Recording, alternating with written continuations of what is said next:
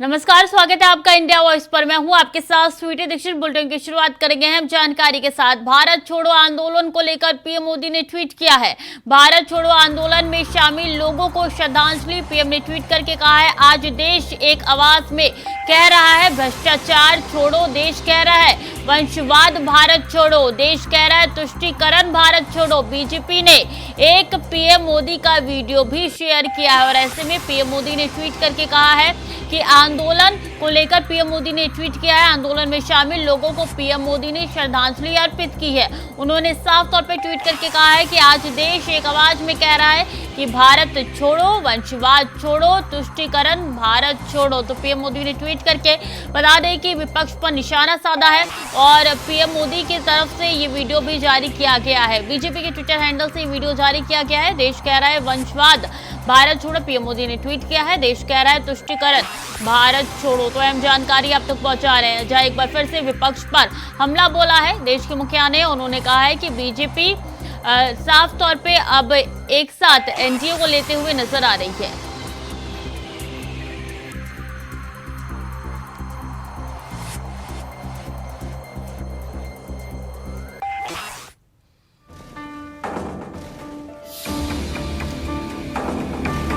आज हमारे सामने विकसित भारत निर्माण का स्वप्न है, संकल्प है। इस संकल्प के सामने कुछ बुराइयां रोड़ा बनी हुई है।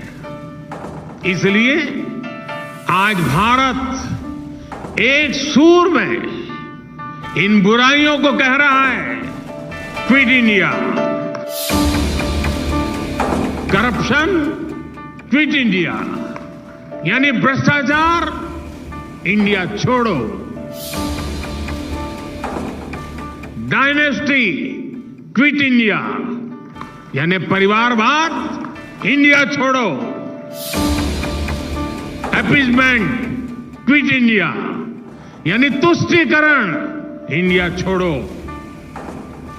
इंडिया में समाई ये बुराइयां देश के लिए बहुत बड़ा खतरा है, देश के लिए बहुत बड़ी चुनौती भी है। मुझे विश्वास है हम सभी अपने प्रयास से इन बुराइयों को समाप्त करेंगे, परास्त करेंगे और फिर भारत की विजय होगी, देश की विजय होगी, हर देशवासी की विजय होगी।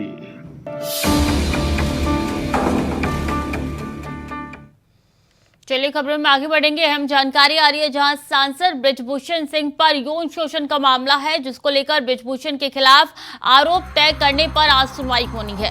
राउस रेवेन्यू कोर्ट में आरोप तय करने पर आज सुनवाई होनी है। दिल्ली पुलिस की चार्जशीट का कोर्ट ने संज्ञान लिया है और ऐसे में इस पूरे मुकदमे पर आज सुनवाई होनी है। राउस रेवेन्यू कोर्ट इस पूरे मसले पर सुनवाई करने जा रहा है और बता दें कि दिल्ली पुलिस ने खुद चार्जशीट पर संज्ञान लिया है। तो राउस रेवेन्यू कोर्ट में आरोप तय करने पर आज सुनवाई। दिल्ली पुलिस की चार्जशीट का कोर्ट ने संज्ञान लिया है। बता दें कि मामला काफी दिनों से सुर्खियों में बना हुआ था और ऐसे में आखिरकार आज एक बार फिर से सुनवाई होने जा रही है। पिछले दिनों आरोप तय हो चुके थे बृजभूषण के ऊपर और उनको सजा भी मिली थी, हालांकि उनको बरी दे दी गई थी।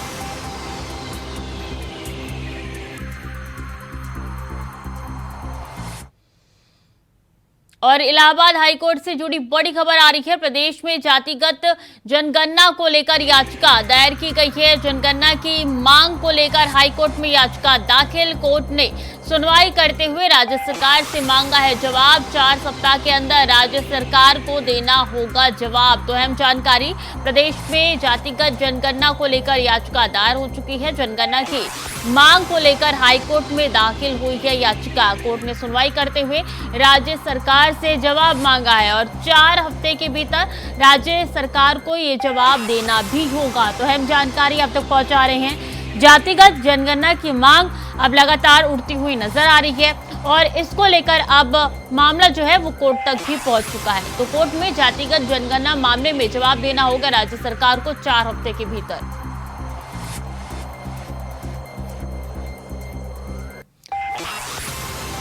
तो गोरखपुर के कालीशंकर में हाई कोर्ट में दाखिल की है याचिका और जस्टिस प्रशांत कुमार की डिवीजन बेंच में ये सुनवाई हुई है।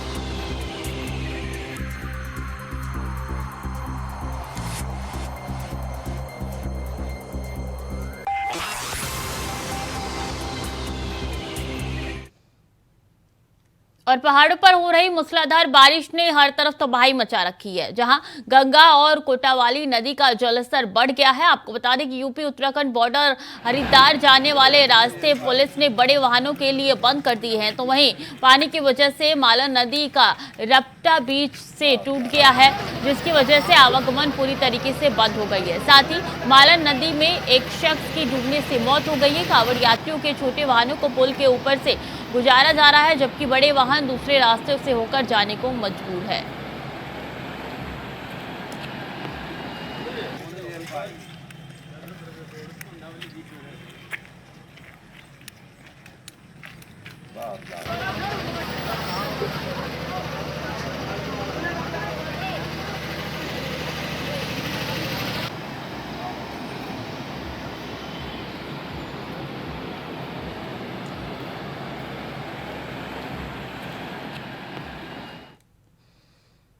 तो यूपी विधानमंडल के सत्र का आज तीसरा दिन है। कल मुरादाबाद दंगे की रिपोर्ट पेश की गई थी। बसपा के उमाशंकर के नोटिस को विस अध्यक्ष ने किया है स्वीकार। विधानसभा में सूखे और बाढ़ का मुद्दा उठाया गया है। मुद्दे को लेकर आज होगी सदन में चर्चा। तो अहम जानकारी, आज तीसरा दिन है मॉनसून सत्र का और ऐसे में पिछले 2 दिन काफी ज्यादा हंगामेदार रह चुके हैं और आज भी कयास लगाए जा रहे हैं, आज भी हंगामा हो सकता है मॉनसून सत्र के दौरान। तो यूपी विधानमंडल के सत्र का आज तीसरा दिन है। बता दें कल मुरादाबाद दंगे की रिपोर्ट पेश की गई थी और ऐसे में विधानसभा में सूखे और बाढ़ का मुद्दा भी लगातार उठाया जा रहा है। बसपा के उमाशंकर की नोटिस को विस अध्यक्ष ने किया है स्वीकार और ऐसे में बता दें कि विधानसभा में सूखे और बाढ़ का मुद्दा भी लगातार उठाया जा रहा है। पिछले दिनों भी देखा था सीएम योगी आदित्यनाथ ने भी मॉनसून सत्र में अपना बयान दिया था और कई मुद्दों को लेकर उन्होंने बोला भी था। वहीं समाजवादी पार्टी के मुखिया ने भी साफ तौर पे मॉनसून सत्र में अपनी बात रखी थी और ऐसे में बता दें कि तीसरा दिन आज है, आज भी हंगामेदार रहने वाला है ये दिन।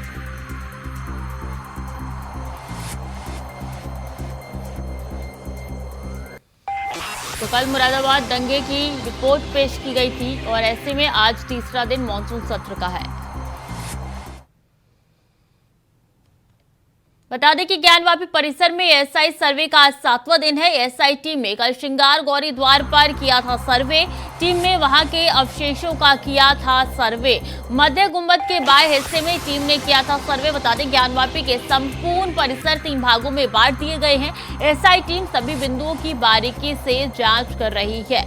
2 शिफ्ट में चलेगी एएसआई सर्वे। कमीशन की कार्रवाई और मुस्लिम पक्ष अब इस बार सहयोग करा एएसआई सर्वे को लेकर। तो अहम जानकारी आप तक पहुंचा रहे हैं, जहां 7वां दिन है एएसआई सर्वे को लेकर मुस्लिम पक्ष भी पहले विरोध करा था, अब सहयोग कर रहा है। 2 पालों में ये सर्वे जो है वो चलाया जाएगा। पश्चिमी दीवार जो है काफी महत्वपूर्ण हिस्सा है, वहीं से तमाम विवाद जो है वो जुड़े हुए हैं और ऐसे में गुंबद का कार्य भी लगातार चल रहा है, वहां के सर्वे का कार्य भी लगातार हो रहा है, फोटोग्राफी हो रही है, वीडियोग्राफी हो रही है।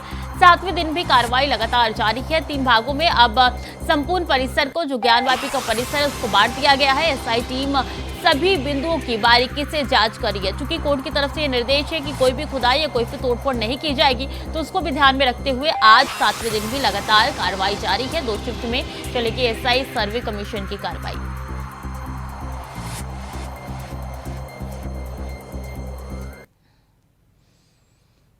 और लोकसभा में मंगलवार को मोदी सरकार के खिलाफ विपक्ष की ओर से लाए गए अविश्वास प्रस्ताव पर चर्चा के दौरान बीजेपी सांसद निशिकांत दुबे ने सोनिया गांधी पर निशाना साधा।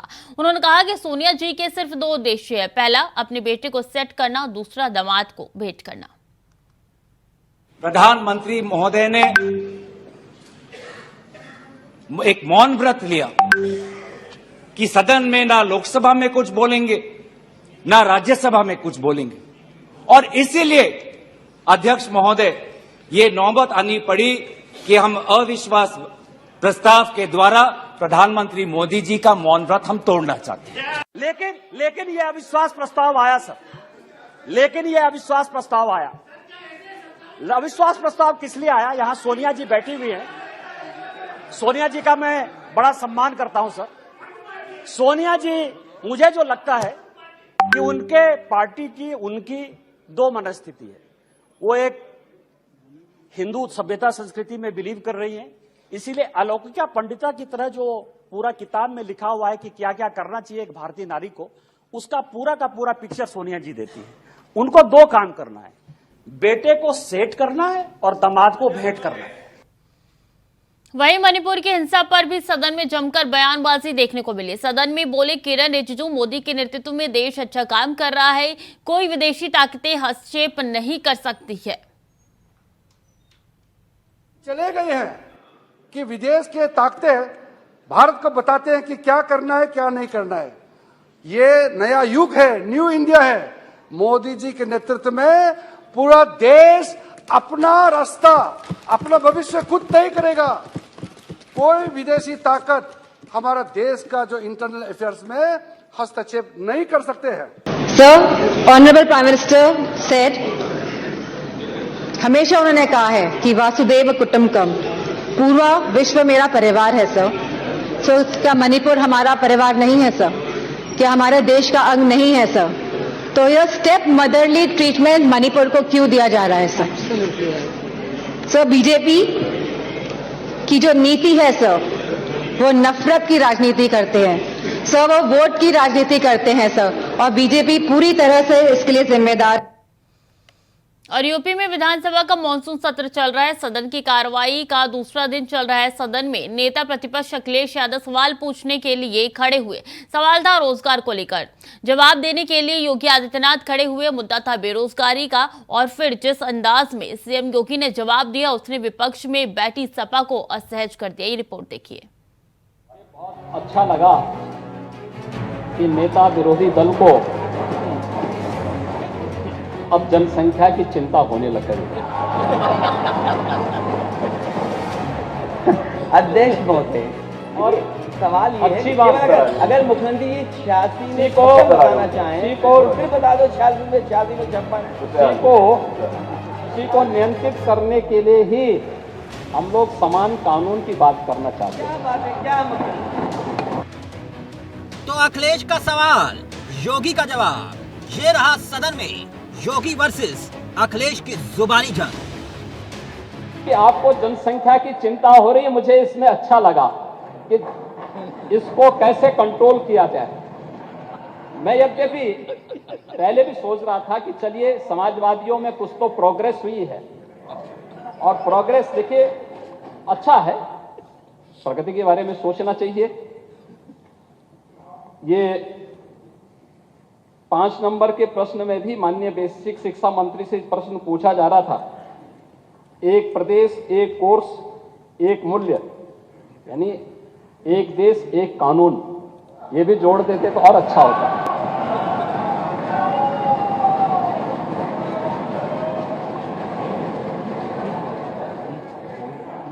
सरकार क्या कर रही है, ये तो सर्वे बताते हैं। अनएम्प्लॉयमेंट रेट, उत्तर आ गया, लाइव तो नहीं है अध्यक्ष जी, ये लाइव चल रहा है क्या? लाइव चल रहा है। अच्छा, बहुत धन्यवाद आपका।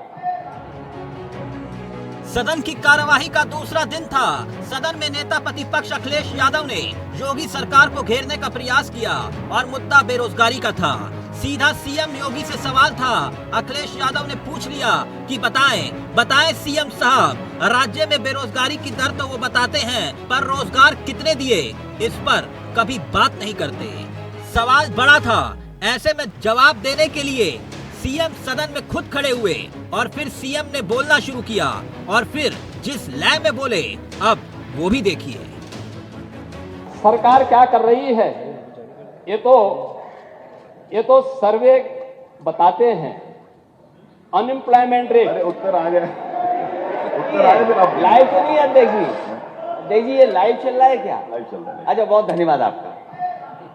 लाइव अनएम्प्लॉयमेंट रेट, ये एम्प्लॉयमेंट उपलब्ध कराने पे ही निर्भर करता है, और 2016-17 में उत्तर प्रदेश का अनएम्प्लॉयमेंट रेट 19 से अधिक था, 19% से अधिक था, और आज के दिन पर यह अनएम्प्लॉयमेंट उत्तर प्रदेश का 3 से 4 के बीच में है। ये दिखाता है रोजगार के अवसर सृजित हुए हैं, लोगों को पारदर्शी तरीके से नौकरियां मिल रही हैं, लोगों को ईमानदारी से नौकरी मिल रही है, और नौकरी की कोई भी प्रक्रिया माननीय न्यायालय के द्वारा बीच में इसलिए बाधित नहीं की जाती है क्योंकि माननीय न्यायालय को भी मालूम है कि प्रक्रिया में पारदर्शिता है, प्रक्रिया में पूरी शुचिता है और पूरी ईमानदारी के साथ सरकार इस कार्यक्रम को आगे बढ़ा रही है।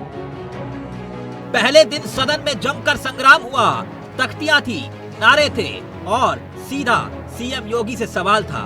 लगा था कि इस बार मॉनसून सत्र हंगामे में ना धुल जाए, मगर दूसरे दिन सवालों से संग्राम ने जनहित के मुद्दों को हवा दी, यानी यूपी की आवाम को संकेत और संदेश अच्छे मिले। खैर जो भी हो, सीएम योगी के अंदाज ने साफ कर दिया कि इस बार का मॉनसून सत्र सियासी बयानों की बरसात का गवाह बनेगा। इसके पूरे आसार हैं। Bureau report, India voice, Lucknow. अगले साल 2024 में होने वाले लोकसभा चुनाव से पहले कांग्रेस उत्तराखंड से जुड़े ज्वलंत मुद्दों को लेकर जनता के बीच जाने की तैयारी कर चुकी है। अग्निपथ योजना का विरोध, अंकिता भंडारी हत्याकांड, भर्ती घोटाले समेत तमाम मुद्दों के साथ कांग्रेस पदयात्रा निकालने जा रही है। इसमें पार्टी के पूर्व राष्ट्रीय अध्यक्ष राहुल गांधी, महासचिव प्रियंका गांधी भी सम्मिलित होने जा रही है।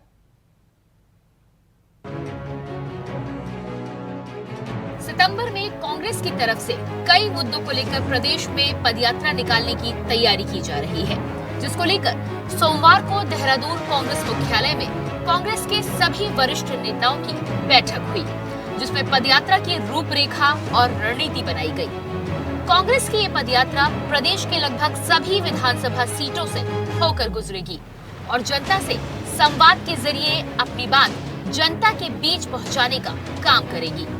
कांग्रेस को उम्मीद है कि इस पदयात्रा में जब राहुल गांधी आएंगे तो वो भी अपनी बात जनता के सामने रखेंगे, जिससे जनता चुनाव में कांग्रेस के साथ होगी।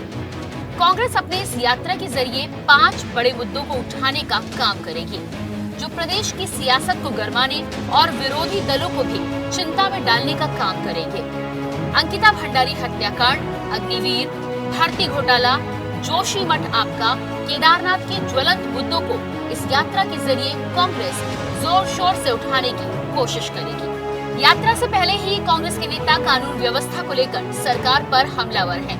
कांग्रेस सरकार पर लगातार गंभीर आरोप लगा रही है। कांग्रेस नेताओं का आरोप है कि सरकार अपराधियों को संरक्षण देने का काम कर रही है। जिस प्रकार से भर्ती घोटाले के आरोपियों को जमानत मिल रही है, अंकिता भंडारी हत्याकांड में अभी तक वीआईपी के नाम का खुलासा नहीं हो पाया है, तो ऐसे में साफ है कि सरकार किसके साथ न्याय कर रही है और किसे अपना संरक्षण दे रही है। एक तरफ जहां कांग्रेस सरकार पर गंभीर आरोप लगा रही है, तो वहीं दूसरी तरफ सत्ता पक्ष जांच एजेंसियों की दुहाई दे रहा है। सत्ता पक्ष की माने तो जांच एजेंसियां सही काम कर रही हैं और आरोपियों को सलाखों के पीछे पहुंचाया जा रहा है। सरकार से जुड़े हुए कई लोग इसमें फंसे हैं। हाकम सिंह जी हैं, अन्य लोग हैं, उनको अगर नहीं बचाएंगे वो निश्चित ही अपने आकाओं का नाम लेंगे। जिस आका का हम सबको इंतजार है, एस राजू ने इस्तीफा देते समय कहा कि सफ़ेद पोस्ट नेता मुझे जांच नहीं करने दे रहे, और अगर हाकम सिंह और ये जो लोग पकड़े गए अगर इनके ऊपर सख्ती की जाएगी और उनको छूटने का भरोसा नहीं दिलाएंगे तो निश्चित ही अपने आका का जो उनको संरक्षण दे रहा है उसका नाम ये ले सकते हैं। मुझे लगता है ये साजिश है और अपने आप को बचाने के लिए आकाओं ने उनको कुछ ये कहा है कि तुम लोगों के हल्के हल्के हम जमानतें करा लेंगे या तुम लोग छूट जाओगे। उसी तरीके से अंकिता के केस में है, जिस तरीके से सूटकेस लेके पुलकित चल रहा है और उसके साथ ही चल रहे हैं, सुंदर सुंदर कपड़े पहन के जेल से वो आ रहे हैं कोर्ट परिसर में, उससे साफ जाहिर होता है कि उनके संग किस तरीके का व्यवहार पुलिस और प्रशासन कर रही है। और उनको भी निश्चित तौर पर मुझे लगता है उनको भी आश्वासन दिया गया होगा कि हम तुमको सबूतों के अभाव में बचा लेंगे, क्योंकि हमने आग लगा दी, डोजर लगा दिया, अंकिता का बिस्तर हम पानी में डाल चुके हैं, तो कोई सबूत नहीं मिलने वाला। आप बाहर निकल आओगे क्योंकि कोर्ट जो भी फैसला देगी कानून जो है सबूत के आधार पर देता है। उत्तराखंड के स्वाभिमान पर चोट करने वाली और उत्तराखंड वासियों का लगातार अपमान करने वाली कांग्रेस किस मुँह से उत्तराखंड में स्वाभिमान यात्रा निकाल रही है, ये हमारा कांग्रेस से सवाल है। साथ ही वे जिन मुद्दों की बात कह रहे हैं वे मुद्दे अपने आप में कांग्रेस के लिए ही उल्टा सवाल खड़े करते हैं। जैसे कि अग्निवीर योजना का जो विरोध कर रहे हैं, उससे कांग्रेस की पुरानी नीति कि देश की सेना को कमज़ोर रखा जाए वही सामने आ रहा है। जहाँ तक भर्ती घोटालों का सवाल है तो भर्ती घोटालों की जड़ तो कांग्रेस के समय की है। हमने तो उस घोटाले की जो श्रृंखला थी उसको उजागर किया और दोषियों को गिरफ्तार करके जेल में डाल दिया। अंकिता हत्याकांड के अंदर सारे आरोपी गिरफ्तार हो चुके हैं और हाई कोर्ट ने भी कहा है कि इसकी सीबीआई जांच की कोई आवश्यकता नहीं है। सच्चाई ये है कि कांग्रेस मुद्दा विहीन है और वे जो मुद्दे नहीं हैं उनको मुद्दा बनाने की कोशिश करती है, लेकिन अंततः वो खुद ही जो है अपने जाल में फंस जाती है और जनता के सामने जो उसकी हंसाई है वो और सबके सामने प्रकट होती है। उत्तराखंड में कांग्रेस की सितंबर महीने में शुरू होने वाली 2 महीने की पदयात्रा जहां एक तरीके से कांग्रेस का चुनावी शंखनाद होगी, तो वहीं दूसरी तरफ अपने विरोधियों के लिए भी ललकार होगी कि विपक्षी दल कांग्रेस पूरी तरीके से चुनाव के लिए तैयार है और चुनाव में वो जनहित के मुद्दों को उठाने का काम करेगी जो जनता के हित में है, जिन पर सरकार अभी तक विफल साबित हुई है। ऐसे में देखने वाली बात ये होगी कि कांग्रेस इन मुद्दों के जरिए जनता को साधने में कितनी कामयाब रही है। क्या इन मुद्दों से कांग्रेस सत्ता हासिल कर पाती है या नहीं, ये तो अब आने वाला वक्त ही बताएगा। अभय कैतुरा, इंडिया वॉइस, देहरादून। तो फिलहाल के लिए बुलेटिन में इतना ही। खबरें लगातार जारी है, देखते रहे इंडिया वॉइस।